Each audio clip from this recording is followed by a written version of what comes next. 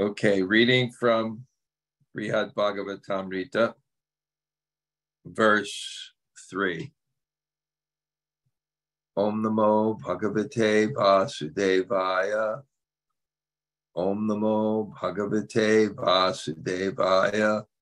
Om Namo Bhagavate Vasudevaya. Sva-dayita-nija-bhāvaṁ. Yo vibhāvya sva-bhāvāt. Sa-madhuram avatīrṇo bhakta-rūpeṇa lobhāt. Jayati kanaka-dhāmā Krishna-katha-nāmā.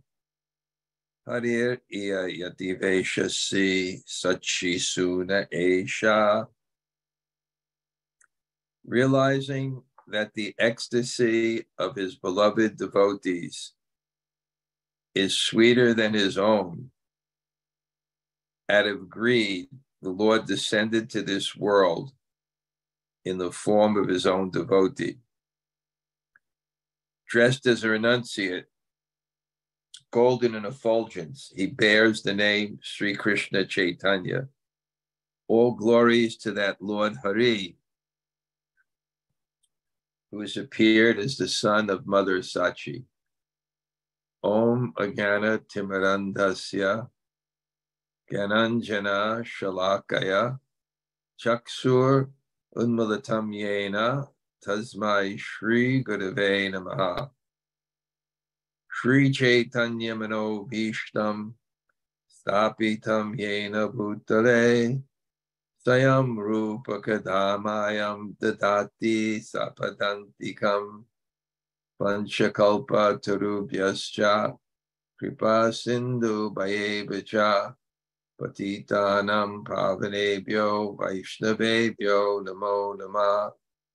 Śrī Kṛṣṇa Caitanya Prabhu Nityananda Śrī Advaita-gadadhar Śrīvas Adi Gaur bhakta-vṛnda.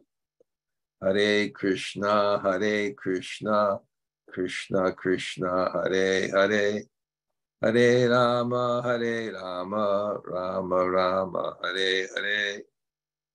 Well, greetings from New Jersey. Yesterday we had a really, sometimes I give a little update, but when shelter was at its peak, some really young teenagers, 14 or 15. This is maybe 25, 30 years ago, started a band called Prema. And the lead singer was Mikey Prema. Well, he's grown up and has a family, and he has a big house near the Philadelphia Temple. He goes to Mangal Artik every morning. And he really wanted me, really sincerely wanted me to do a home program there. So we went, and Priti Viti Achi Yati Nagaradigram, what Chaitanya says, my name will spread in every town. It was 35 people there. And really an incredible feast by a Bengali cook. So we got back kind of late. So anyway, this is the Bṛhad-bhāgavatāmṛta. And as I explained before,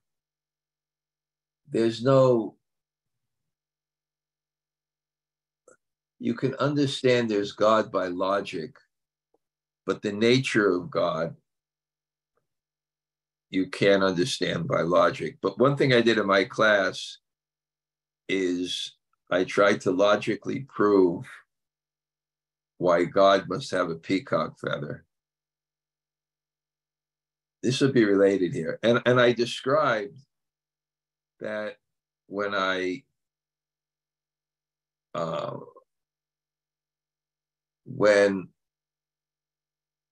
met the devotees in 1970, and I was visiting my college roommate who had dropped out in California, and that's when by inconceivable fortune and mercy. It's only mercy that my friend was out on Sunset Boulevard with his other friend that he lived with, Tom Bristowski. And they got a car, and I remember sitting there in his house in Hollywood. America used to be a wealthy country. My friends had a house in Hollywood. They didn't even have a job. Now you can't get a closet, even if you're I talked about this, the illusion that America is a wealthy country. The way they keep it up, I describe my father, we had a house 50 by 100 in Brooklyn, 3-bedroom house with a 1-bedroom rental. My father, who was a dress contractor, would bring back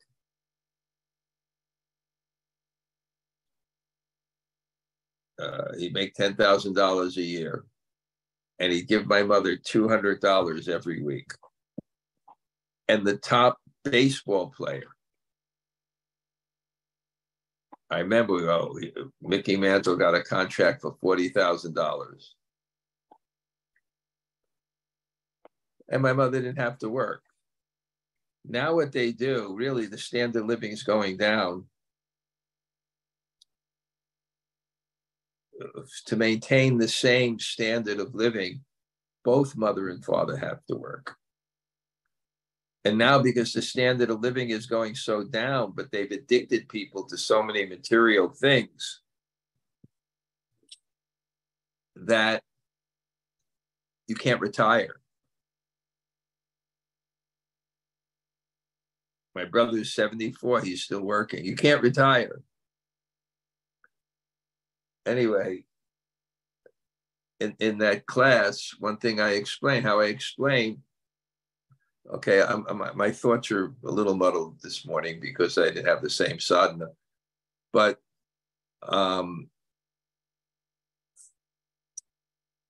yeah, so I'm getting off track, but I remember where I was. So I went to my friend, and we got the card to the feast. And then I went back to the East Coast. And then, because he was dodging the draft, he had to go back to see something with the draft. So he stopped at university, and he gave me a Krishna book. And I remember I just stayed back. I was reading the Krishna book, and I was reading I was reading the prayers of the demigods. And then I had this epiphany, because prayers of the demigods describe how Krishna is omniscient, omnipotent. What is that? Jadmad Yasya Yaton Vayad Iteratas Abhigya Surat. Abhigya. He knows everything. Surat, he's fully independent. He's the controller. So I'm reading the prayers of the demigods. But at the same time, he has a family. He has his girlfriends. He has his spiritual. He has his loving relationships with his parents. He's the perfect child. He has his friends. And I, at the time, was studying philosophy in the university, and they gave a definition in one class of God, that being of which no greater can be conceived. And I just said, this is God, because I can't conceive of anything greater than omniscient, mayatatamidam sarvam jagat avyak, who's pervading everything. But as Prabhupada very beautifully says, doesn't have the defect of impersonality. I can think of something greater than an amorphous mass who has a family, who exchanges perfect love. So I mentioned there, I can conceive of any God. I can't conceive anything greater than God with a peacock feather. How can, it's just so beautiful. It's just so sweet. Bṛhad-bhāgavatāmṛta. Bṛhad-bhāgavatāmṛta. Bṛhad-bhāgavatāmṛta. He is wearing Bṛhad-bhāgavatāmṛta. Natavara Babu. The most excellent dancer. Karniyo, Karni Karyam. So anyway, this is the Bṛhad-bhāgavatāmṛta. And we can have the understanding. Sanatana Goswami was the chief minister.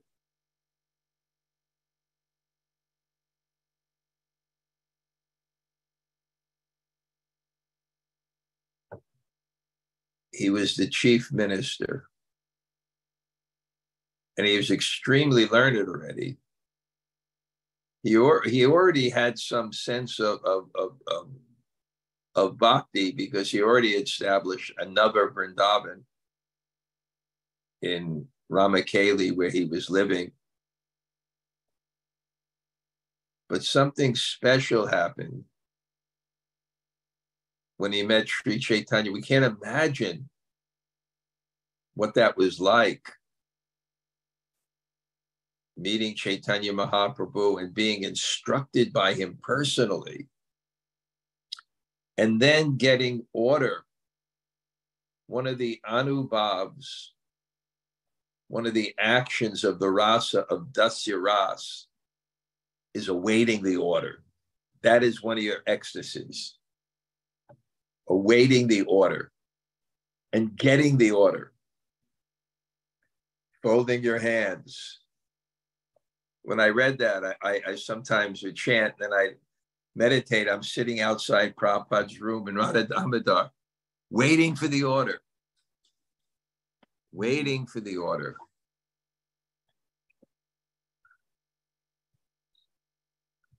And he gets this mission, and he has to establish Krishna consciousness, both by excavating the holy places, so he goes to Vrindavan, and by categorizing and writing the philosophy of Krishna consciousness. And this is the first book he writes. And he begins by explaining that he's going to explain about Krishna, but who is an ocean of devotional qualities. We described this before. The metaphor of the ocean is vast. So you really can't grasp the ocean. You can't count the amount of fish in the ocean. You can't even imagine the breadth of the ocean. So when you say something is oceanic,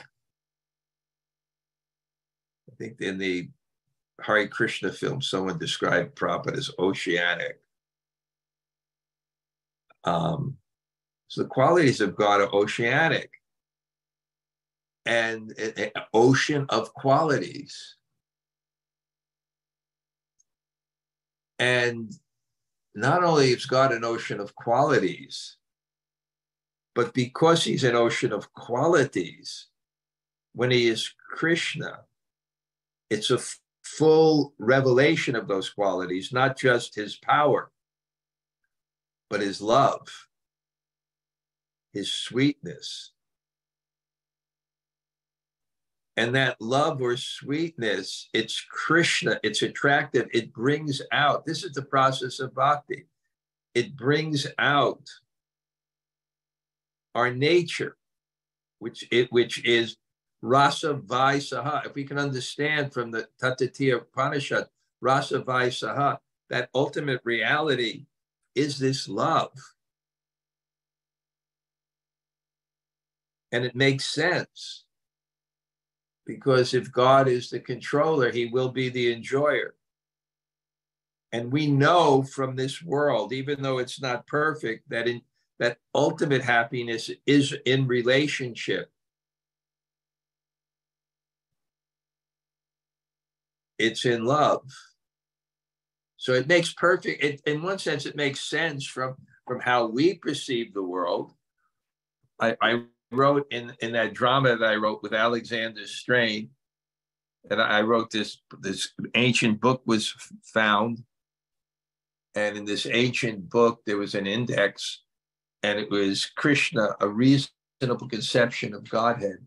And I made these 5 principles. I don't remember it. I remember the first one and the second one. Everyone is looking for happiness, and happiness is love. If that's the guiding principle,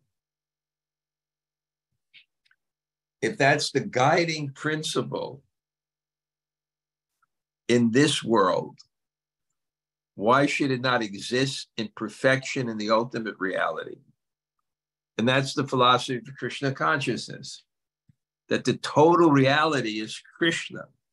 And Krishna means when the full being of God, including his personality and love, is manifest. And if you can focus on that and feel that, we're describing that yesterday, that our prayojana is not just understanding God, it's feeling God. And I gave that simple example. When a mother sees the child, it's not just understanding the child, it's feeling the child. And those feelings are what we live for, even in this world. That feeling, there's nothing better than seeing someone you love, not just understanding them, but feeling them. So what is it like when you have that consciousness of upasana, asana, upa, you sit near God by your consciousness?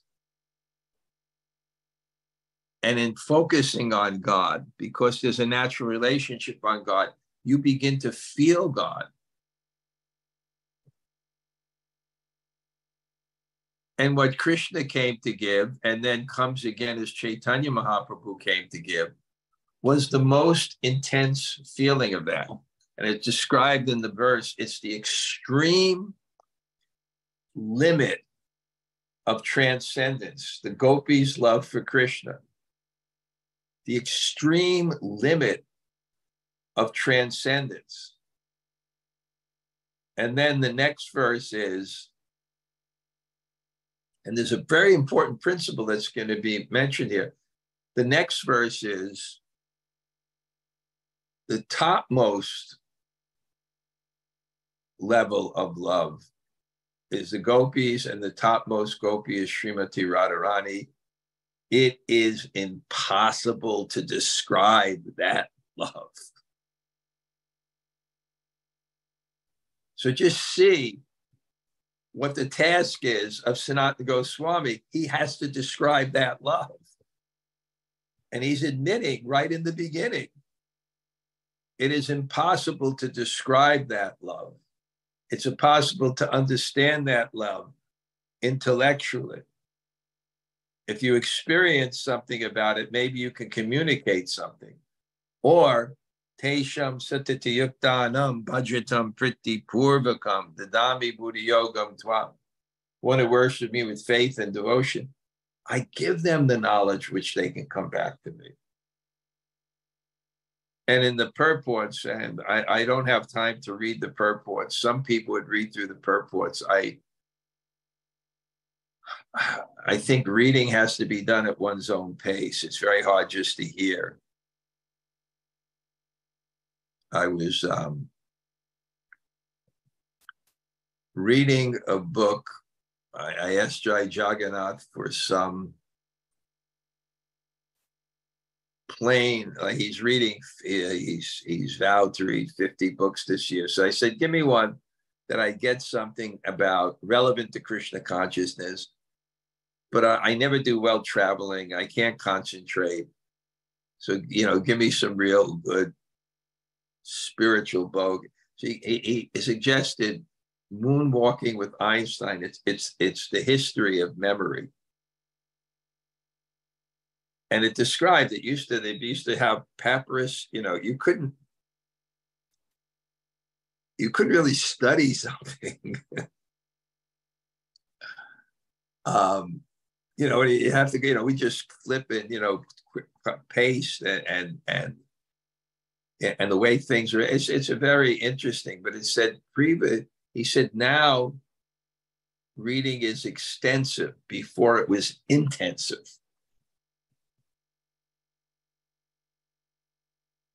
And therefore, one had to have skills of memory. Even me, I'm reading this, what do I remember of it? I remember this, it has to be intensive.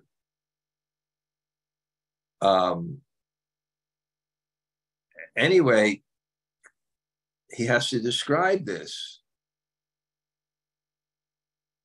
And he's saying, no one can describe this love. It's beyond, it's so fathomless. Who can describe this love? And then it quotes in the purport, the party, Krishna said, I can't understand this love. It's greater than there's no way I can repay it. It's even greater than anything I myself can give to my devotees. So here you have Sanatana Swami, whose mission to Lord Chaitanya is to give us a drop of this understanding, to give us the faith to move in this direction. Aham sarvasya prabhavo matas sarvam pavartate iti bhutva bhajanti mam bhut. I am the source of the material and spiritual world. The wise who know this engage in my devotional service. Bṛhad-bhāgavatāmṛta samavitam. So this is the compassion of Sri Chaitanya Mahaprabhu. And now Sanatana Goswami has to write about it. And it's not an easy task. Because, and I mentioned this point, even in terms of understanding, to understand a person, you can't intellectually understand the person. You can only, in other words, like the holy name, we can't create the holy name. We can't create God just by chanting God. We don't create God, we attract God. You can't understand the person, you can only attract the person. So only someone who loves God will understand God. And that's why our abhideya tattva, our understanding and knowledge of how to understand God, is by loving God. And then it can sarvasya chaham hiti sanivashto matasmitir gyanam upon. I am situated in everyone's heart, and from me comes remembrance, forgetfulness, and knowledge. So here, this beautiful soul, Sanatana Goswami, who's so learned, but so humble. It's described like a tree who has fruits, it bends. So one who has the fruits of real knowledge, that gives them a vision of reality, they become humble because they become aware of God. Where when you're not humble, then you see God's energy as separate from him to serve your own ego and sense of superiority. But someone who is devotional, he just sees God. He just sees God everywhere. And he sees God and he loves God. And it makes him go like this, because he's realizing God. God is revealing the glories of his love. And one is feeling so much mercy because it's so much more than one can deserve. And when you feel mercy, you feel humble, because mercy means undeserved. So what is that consciousness? That's why love makes one humble. And it's such a wonderful feeling. You're feeling love. And that's why love and prema and humility are so connected.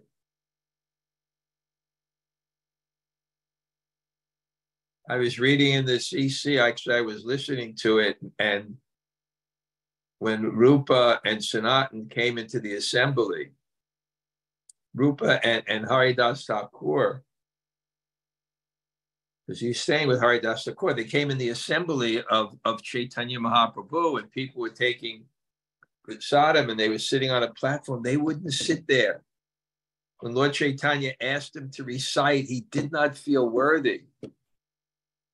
He was just so much overwhelmed with mercy. That beautiful feeling, I don't deserve this, rather than the egotistical problem. I'm entitled and I deserve more. Therefore, the proud person, the person who really doesn't have bhakti, thinks they have bhakti, and the one who has bhakti doesn't think they have bhakti. Because bhakti is a hunger. And hunger means you lack something. Bhakti is lobhāt. Bhakti is greed. It's I want Krishna. And when you feel that way, you feel you don't have it, but you don't want pride, because it's such a feeling of mercy overcoming someone. Sanat Goswami, therefore, and this is a very significant point, therefore, before writing this book, he's glorifying everyone. Because there's a relationship between glorification and mercy. You're glorifying someone. You're glorifying someone, showing your love for someone. And at the same time, it's an action of humility that allows you to feel mercy, and it invokes mercy. Prayer allows you to feel mercy, and it invokes mercy. So he's going to pray to everyone, because this is the extreme level of transcendence by the topmost people, the gopis, which he's trying to explain, that type of love. Something which is so great that Krishna can't repay it. And this is really part of devotional practice. You know, before I left Vrindavan, I have a Govardhan Shila, and I have a good friend there. He's such a wonderful Vaishnav named Raghunath Das. Really a Vaishnav. So I discussed with him, because Krishna gave me a Govardhan Shila. I never asked for it. It appeared, the same Shila appeared to me twice, even though I refused it. But people have different natures, and my nature is not deity worship. Some people get so absorbed in it. But I know from Manasiksha that this is, you know, one of the things favorable for cultivating a relationship with Krishna. But I had I also have a friend there who loves me dearly. It's an amazing relationship. He's the grandson of Prabhupada's first disciple, whose name Baka Mishra. That's his first. This is disciple. And one day he just walks into my room to see me. And he really has love and respect for me. And I do for him. He's a very nice person. And he's a tantric. He knows all the, not black, but I told you, he did that yagya with Bhakti-Vigyan Goswami in my courtyard. $3,000 worth of ingredients, and no joke. Oud wood, which is the most expensive wood, and kilos. And when they left that yagya, they sat for 8-9 hours at night. The fire burned for 24 hours. They did it for the welfare of the Russian and Ukrainian devotees. It burned for 24 hours. I kept on looking, and there was still some fire in there. And he told me, don't travel with a deity. Don't travel with a deity. And he kept on going, if you travel with a deity, he said, the Sikhs when they travel with the guru, their holy book, they'll be on a plane, it'll be on their heads. And if not, it has to be kept by your neck. And he went on and on like this. And I just thought, yeah, deity worship is really not my thing. And in Bhakti Sandarbha says, if you don't do it properly, you don't get any benefit at all. So I was wondering, well, maybe and it's Govardhan Shila. So I said, maybe I will just leave the Govardhan Shila in Vrindavan. Because when especially traveling, I don't do well. But when it's in Govardhan, I have the Govardhan Shila there, and we cook nicely for it. And, and I go outside in my garden, I have fresh tulsi to pick, and kunda flowers are blooming. And when you buy some flowers, so then you travel, and then it's dry tulsi. So he was really strong to be like that. And I also thought maybe this is Krishna. So I consulted Raghunath Das. And he started giving me Shastric references that Bhakti Siddhanta would give each of his sannyas disciples a Shalagram Shila, a Govardhan Shila, and a Dwarka Shila. The Shalagram Shila for this reason, the Govardhan Shila and the Dwarka Shila to remove offenses, and he was going on and on. And I discussed my worship, and then he said, the best thing for you, and I really feel is to do it the first thing. And then he said, this is how you can do it in just 5 minutes. It's longer than 5 minutes for me. But what I started to do is when I offer my food, the first thing, I chant prayers of the Niranjan Swami gave me these prayers that Shivaram Swami chants. So I started chanting, I know most of them. I started chanting prayers.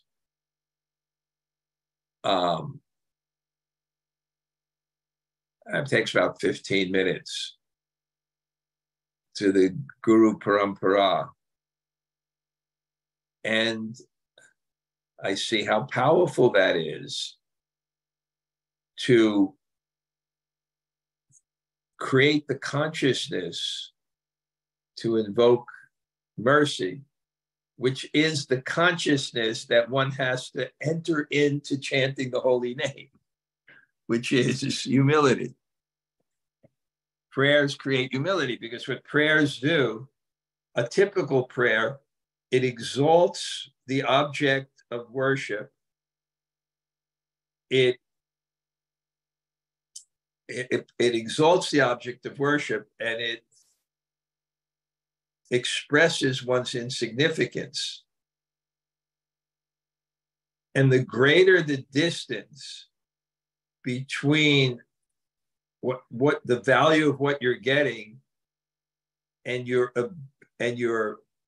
ability to earn it is the degree that you'll feel mercy when getting it. So prayers put one in a very, very good consciousness.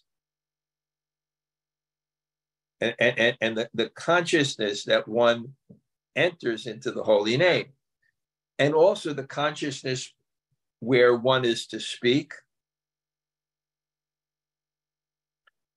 And the consciousness, especially for one who's to write about God, which is not going to be by someone's intellect. I see this, there was a Bengali scholar, S.K. Day, and he wrote The Origins of Bengali Vaishnavism. It's like, the masterpiece. And when they discuss the six Goswamis, it's so mundane. You don't understand, you miss it. Because you can't wrap around your mind around it. We're so tiny, and we want to figure out history and so many things. Even the Bhagavatam doesn't mind so much about the accuracy of dates of history. This is another point. Because there's a sambandhi. Every book has a sambandhi. It's what is the object that the book has relationship with. And for the Bhagavatam, it's the absolute truth. So it's not focused on, it's not making up stories, but it's not focused on researching history and dates. That's not the focus of the Bhagavatam. So he's going to glorify Mathura, he's going to glorify Mathura Devi. Devi means that which is effulgent. The holy dhams, there's 7 holy dhams mentioned typically in the Shastra. One is Mathura, and it's the most effulgent because God personally appeared there, and one who takes birth there, gets initiated there, dies there, does this there. They're liberated, so much glories. So this is really the heart of a Vaishnava in Bṛhad-bhāgavatāmṛta. First Krishna, then Radha, and now Chaitanya, all with the same understanding that this is unfathomable, fathomless knowledge. It has to be revealed. So now it describes Chaitanya realizing that the ecstasy of his devotees is even sweeter than his own.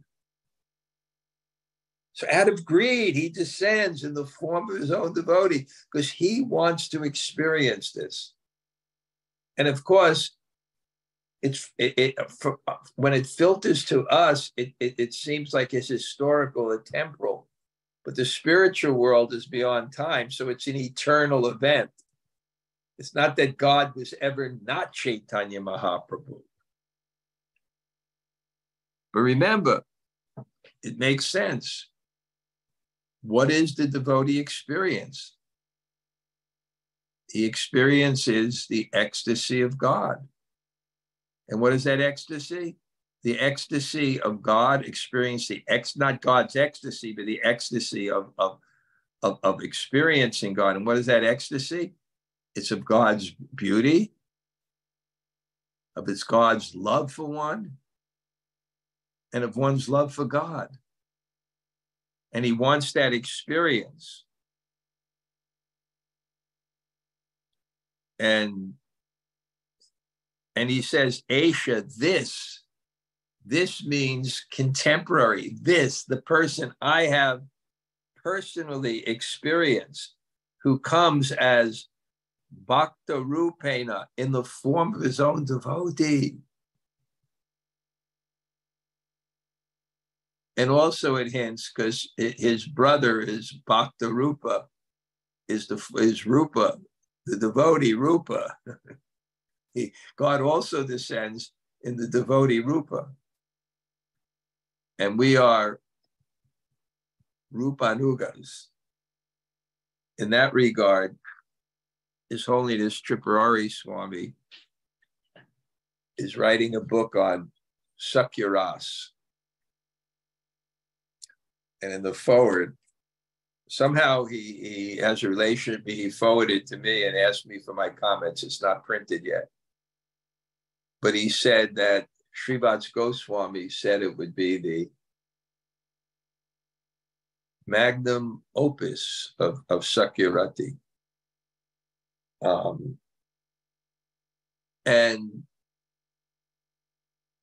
he makes a case how even people in Sakyarasa can be Rupanuga, because it's Rupa Goswami in the Bhakti Rasamrita Sindhu who's revealed all the bhavas of all the relationships. So even one in Sakyarasa has to regard and follow Rupa Goswami, maybe not in his Siddha Rupa, but his Sadhaka Rupa for sure. So he says, eṣaḥ, this person. And you know, these verses, when I read the Sanskrit, just the words have that flavor, his own dayata of the beloved devotees. Nija-bhāvaṁ, he realizing that the yati-veśaḥ, dayata, of his beloved devotees, dayata, realizing of his is su-madhuram, even sweeter, sva-bhāvāt, than his own ecstasy. It's even sweeter than his own ecstasy. And therefore, bhakta-rūpeṇa, in the form of a devotee, lobhāt, out of greed,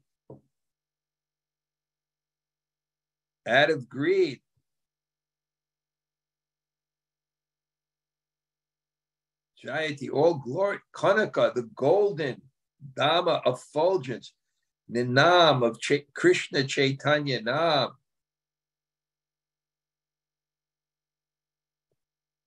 and the yati-veśaḥ, and he comes in the yati-veśaḥ, the form of his devotee.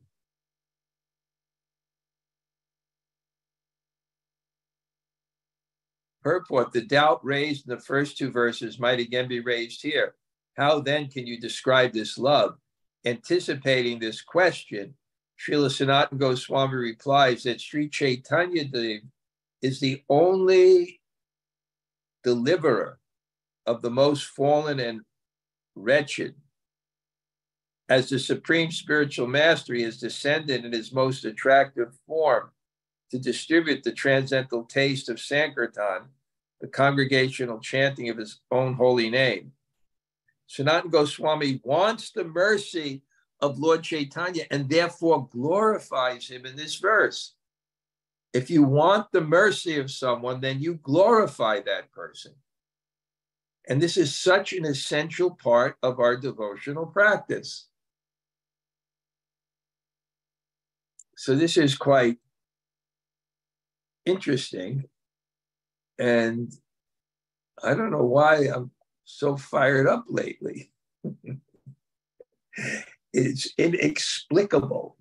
I can't understand it myself because I didn't know what I was going to say of these verses, but it's just so nice. And I'm actually excited that, because I see how I learn when I study, to actually learn this Bṛhad-bhāgavatāmṛta.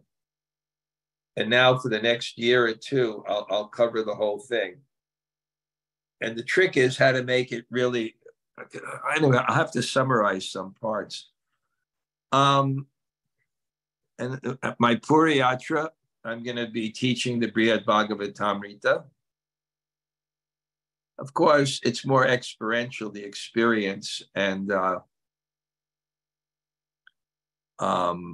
Jai Jagannath will give a seminar, Entering the Life of Prayer, the Philosophy and Techniques of Deepening Your Meditation on Krishna. So I put it out to my mailing list, and I think already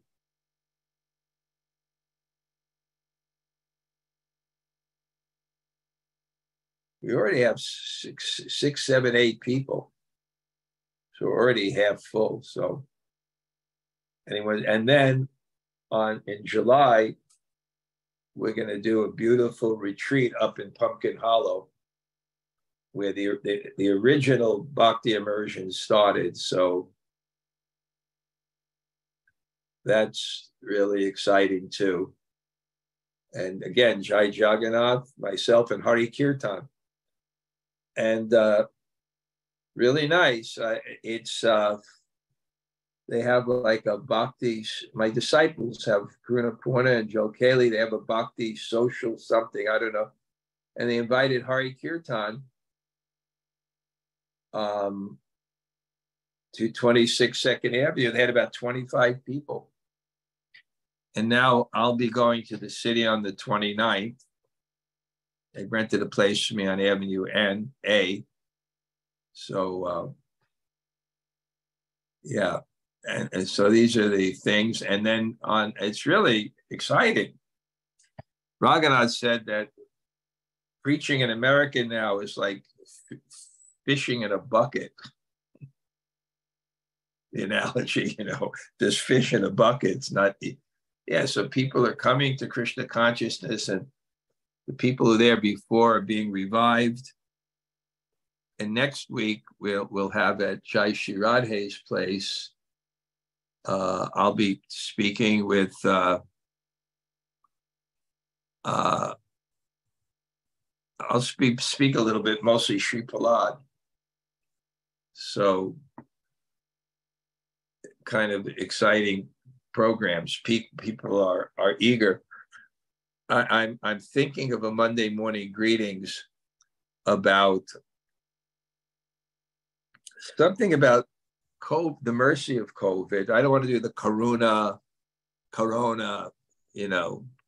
analogy. I'll think of a better title, but I see what happened there is that it forced everyone to stay home, and they couldn't go to temples, so they had to go online. But when they started going online, they realized that they can do this many, many times.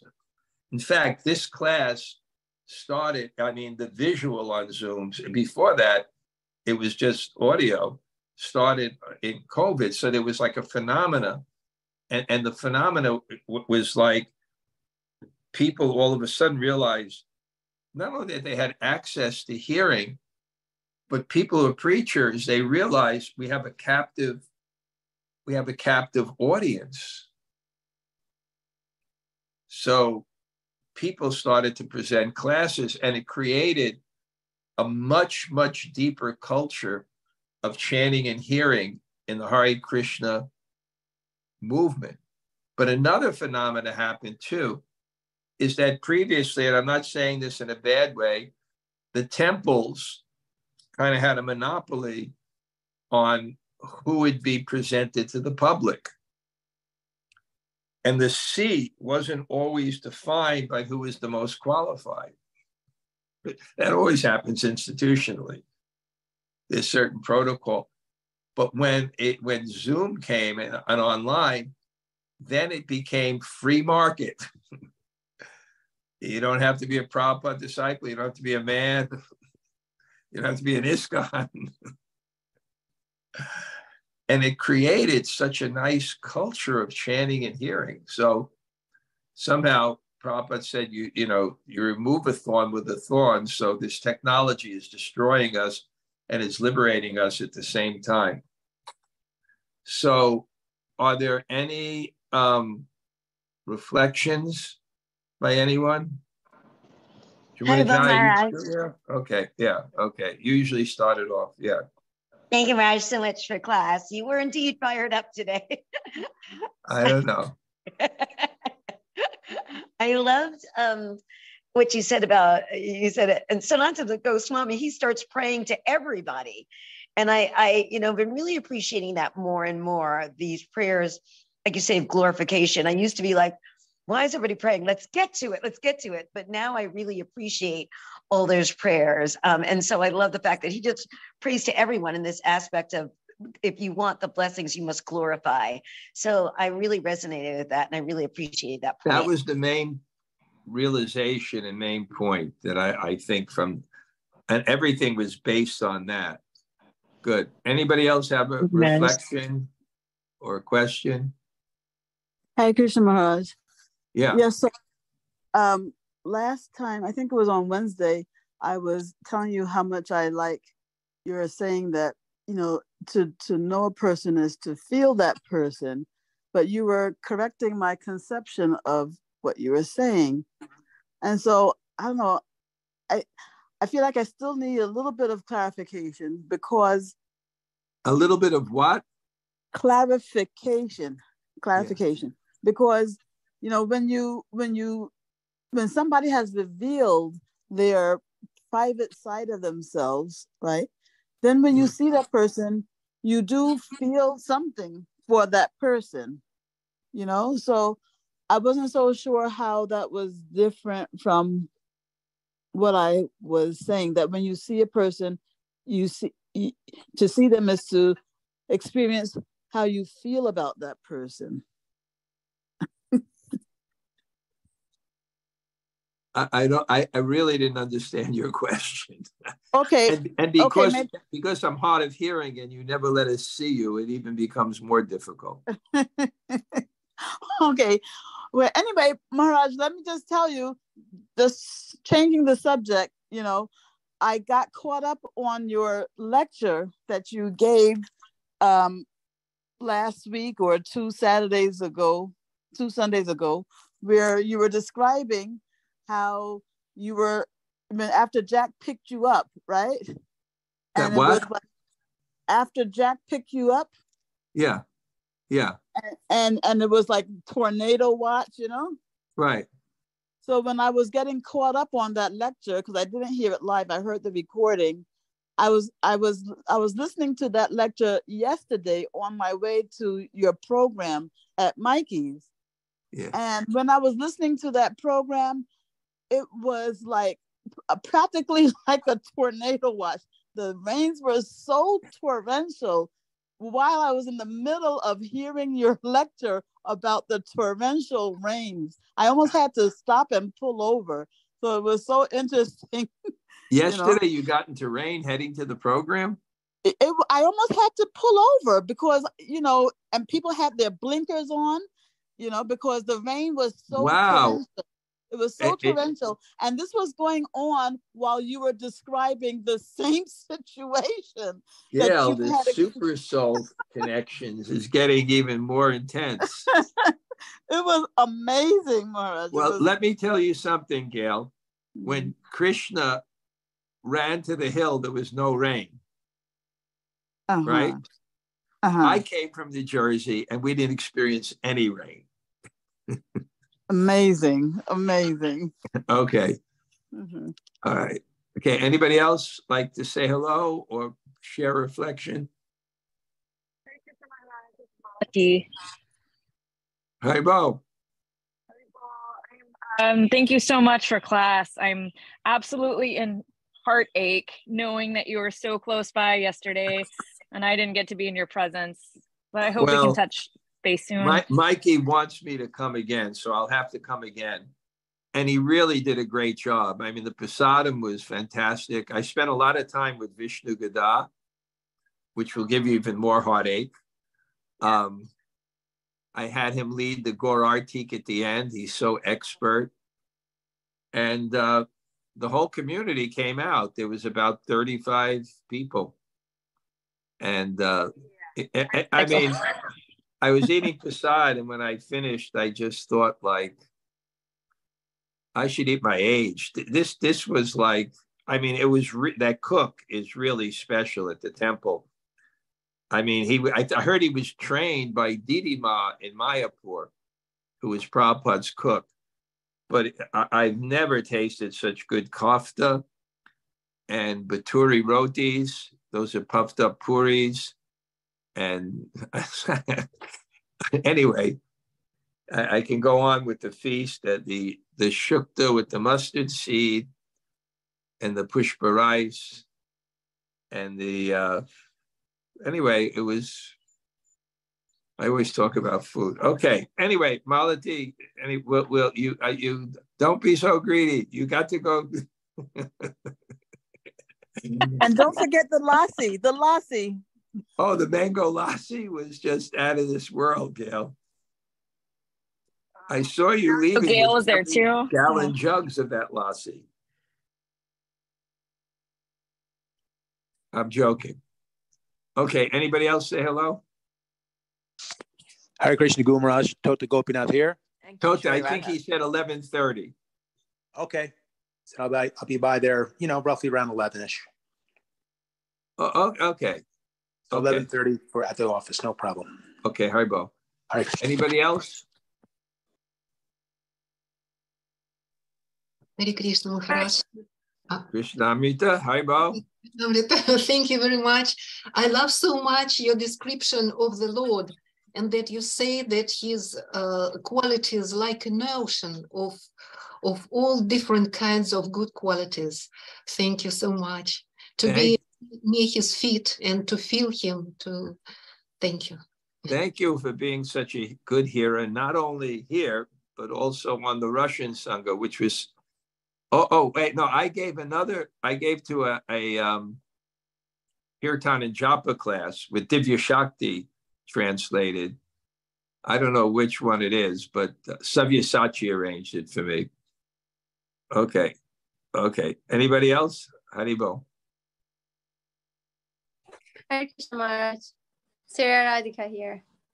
Hare Krishna. Savat Sundari. Haribo. Good. I love how you do this so we can see your deities in the Hare Krishna mantra. Okay, Haribo. Nice to see both of you. Thank you. Haribo. So I feel at least I can be in your country in this way, But that's on my bucket list. Before I go, I would love to visit there so much. Okay, anybody else? Thank you.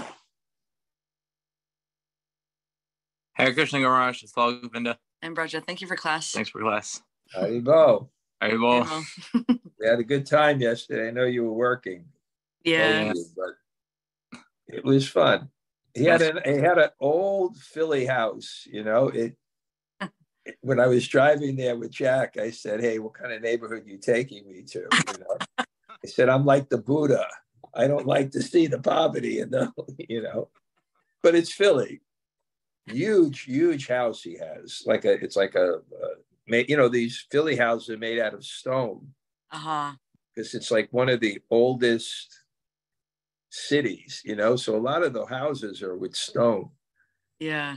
But it was great. He had a great space upstairs. It could fit at least 40, 50 people. Wow, nice. Yeah, so, Mikey Prem? I just met him a couple times, just from, very recently. But his wife was happy. She's a tattoo artist, and Amal came with me, and Jack came with me, and Kishori Radha. So there was like so many sleeves there. It was great. Okay. We're sorry we couldn't contribute. Okay. Haribo. Okay. Anybody else? Hare Krishna Guru Maharaj. It's Amala. Amala, Haribo. You also get both sanghas. That's great. Thank you so much. Okay, who else? Haribo Guru. Hare Krishna Guru Maharaj. Oh, some more tattoos. Haribo. Okay. Sorry we missed the tattoo convention yesterday. What's that? Sorry we missed the tattoo convention yesterday. Well, that's a little too far. You got to pick and choose. Next week? Yes. Yep. We'll be there. I wonder who's taking Sri Prahlad there. Oh, I don't know. I'll ask him. Okay. Yeah, we'll ask Śrī Kṛṣṇa. Okay. Okay. Haribo. Anybody else?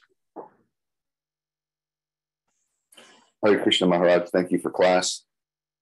Amal drove me 3.5 hours upstate yesterday so I can go to the program. And then after the program and eating the big feast, he drove all the way back to Albany. You're like Superman. How you did that? It was okay? Oh, it was great. Like, I'm always fired up after your program. So I was just hammered down and head home. Yeah. But I guess you got to take rest because at least Jack drove us from Jersey to Philly. Yeah, I got some sleep. So it worked out, right? Perfectly. Krishna's arrangement. It was a great program, wasn't it? We had fun. Wonderful. So much fun. Okay. Haribo, great to see you. Okay. Anybody else? Hare Krishna Maharaj. Thank you, class. Oh, I really loved your words that bhakti is when I think that I don't deserve this, and material consciousness is when I thinking I deserve more. I really love this. Thank you. Are you on vacation? No. But where are you? Are you in Moscow? Yes, in Moscow. You're in like a park? Yes, it's rather warm today, so I'm out. What's that? It's warm out, so that's why I'm in the park. Okay, great. Well, thank you for coming to class. Nice to see you. Okay, anybody else?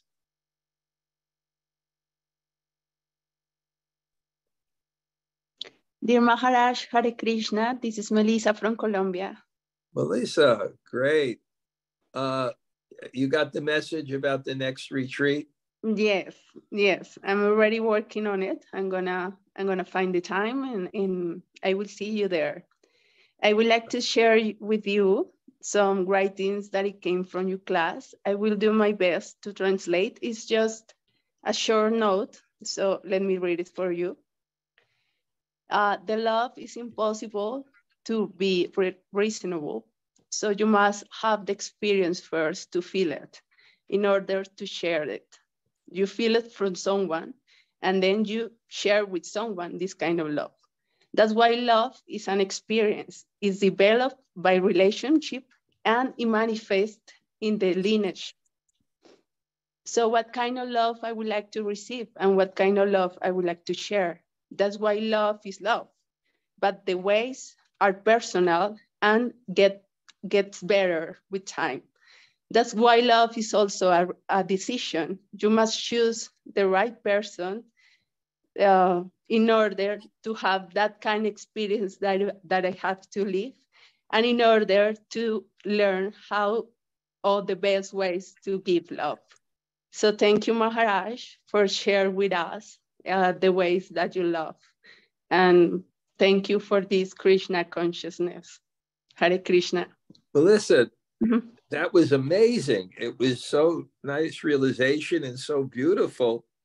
No, thank you. That was your realization, and then I put it right in the writing. And the amazing thing is too that English is not your first language. No, it's quite hard to translate. I will do it better and share with you. It was good, but I think this is what it means. Sarvasya chaham hiri sani vishto. The God's in everyone's heart. Oh, that's right. That's beautiful. And from him comes remembrance, forgetfulness, and knowledge. Thank you. Yeah. So sometimes in devotion, when we're sincere, we're able to do beyond our own capability. I feel that when my classes, when I'm connected and I'm giving my class, it's beyond my own ability. So that's the nature. Okay, well, I really look forward again that if you could, and let me know if there's anything you need, any help you need to do that. Maharaj. I will do that. Thank you. Thank you so much. Haribol. Beautiful, really beautiful. Anybody else say hello?